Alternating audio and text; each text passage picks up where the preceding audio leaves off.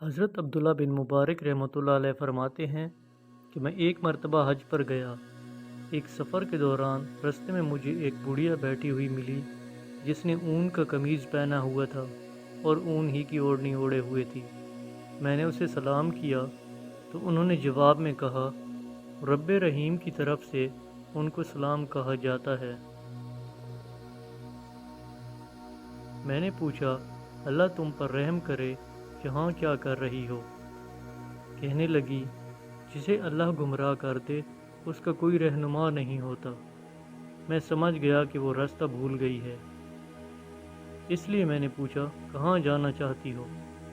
کہنے لگی، پاک ہے وہ ذات جو اپنے بندے کو رات کے وقت مسجد حرم سے مسجد اقصی تک لے گئی۔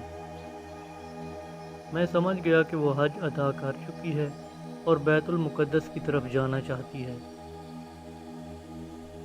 میں نے پوچھا، کب سے یہاں بیٹھی ہو؟ کہنے لگی، پوری 3 راتیں۔ میں نے کہا، تمہارے پاس کچھ کھانا وغیرہ نظر نہیں آ رہا، کہاں سے کھاتی ہو؟ جواب دیا، وہ اللہ مجھے کھلاتا پلاتا ہے۔ میں نے پوچھا، وضو کس چیز سے کرتی ہو؟ یہاں پانی تو دور دور تک موجود نہیں۔ کہنے لگی، پاک مٹی سے تیمم کر لو۔ میں نے کہا، میرے پاس کچھ کھانا ہے، وہ پیش کر دوں؟ تو جواب میں انہوں نے کہا، رات تک روزوں کو پورا کرو۔ میں نے کہا، یہ رمضان کا تو زمانہ نہیں ہے۔ تو انہوں نے کہا، اور جو بھلائی کے ساتھ نفلی عبادت کرے تو اللہ اعمال کی قدر کرنے والا اور جاننے والا ہے۔ میں نے کہا، سفر کی حالت میں تو روزہ فرض نہیں ہے۔ کہنے لگی، اگر تمہیں ثواب کا علم ہو تو روزہ رکھنا زیادہ بہتر ہے۔ میں نے پوچھا، اب میری طرح گفتگو کیوں نہیں کرتی؟ جواب ملا، انسان جو بات بھی بولتا ہے اس کے لیے ایک نگہبان فرشتہ مقرر ہے۔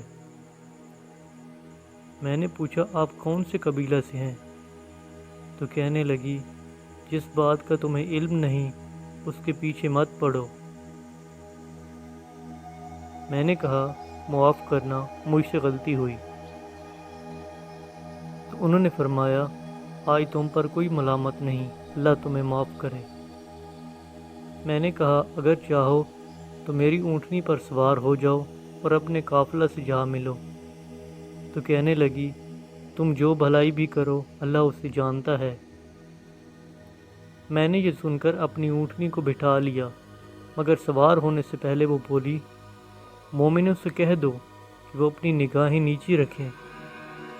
میں نے اپنی نگاہیں نیچی کر لیں اور ان سے کہا، سوار ہو جاؤ، لیکن جب وہ سوار ہونے لگی تو اچانک اونٹنی بگڑ کر بھاگ کھڑی ہوئی اور اس جدوجہد میں اس کے کپڑوں کا کچھ حصہ پھٹ گیا۔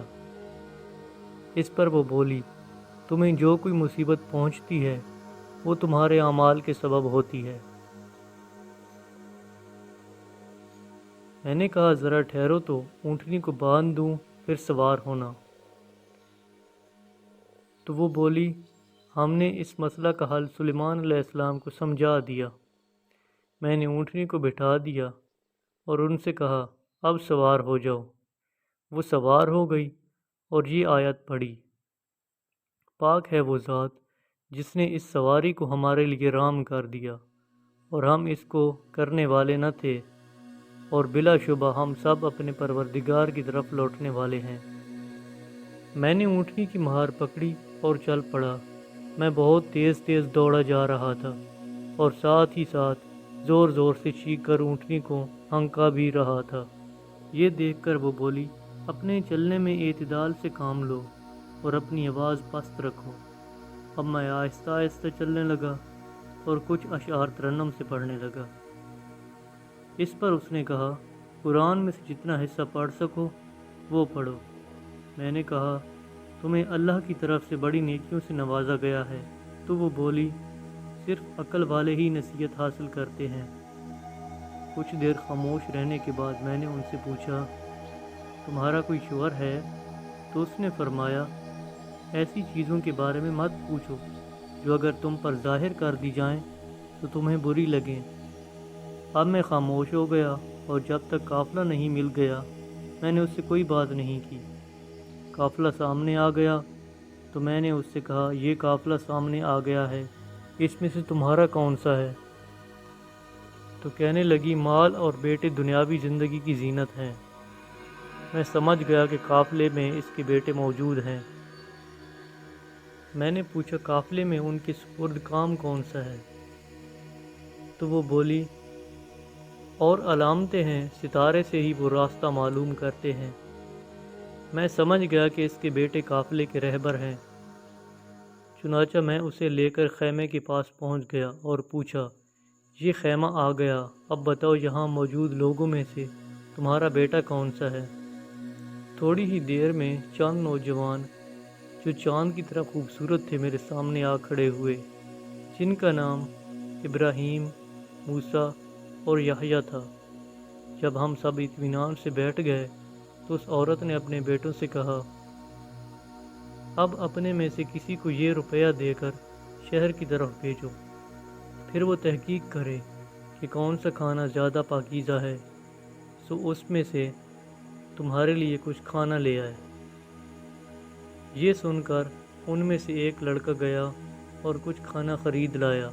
وہ کھانا میرے سامنے رکھا گیا تو عورت نے کہا، خوشگواری کے ساتھ کھاؤ پیو، باسبب ان اعمال کے جو تم نے پچھلے دنوں میں کیے ہیں۔ اب مجھ سے نہ رہا گیا۔ میں نے ان لڑکوں سے کہا، تمہارا کھانا مجھ پر حرام ہے جب تک تم مجھے اس عورت کی حقیقت نہ بتاؤ۔